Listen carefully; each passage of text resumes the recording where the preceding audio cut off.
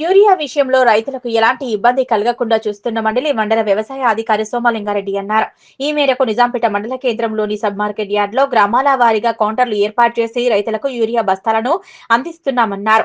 రైతులు యూరియా విషయంలో ఎలాంటి ఆందోళన చెందాల్సిన అవసరం లేదని, రైతులకు సరిపడే యూరియా అందుబాటులో ఉందని, యూరియా కోసం రైతులు తమ ఆధార్ కార్డ్, పట్టా, పాస్బుక్ జిరాక్స్ లను అందించి యూరియా బస్తాలు తీసుకెళ్లాలన్నారు.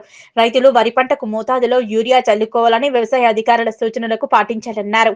ఈ కార్యక్రమంలో వ్యవసాయ విస్తరణ అధికారులు Srilatha, Mounika, Ramya, head constable Prakash, constable Ashok, వివిధ గ్రామాల రైతులు పాల్గొన్నారు. ఈరోజు యూరియా పంపిణీ కార్యక్రమం మన నిజాంపేట్ మండలంలోని మార్కెట్ యార్డ్లో చేపట్టడం జరిగింది.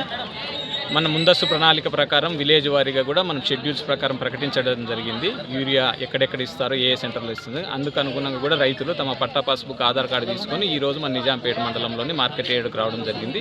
ఈరోజు ఇక్కడ పంపిణీ చేస్తున్న గ్రామాలు నార్లాపూరు, బచిరాజ్పల్లి, కాసింపూర్ తాండా మరియు జడ్చెర్రు తాండా.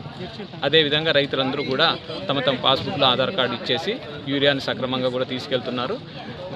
మనవి ఏంటంటే యూరియా తగినంత సరఫరా జరుగుతుంది కాబట్టి రైతులు ఎలాంటి ఆందోళన కూడా చెందనవసరం లేదు.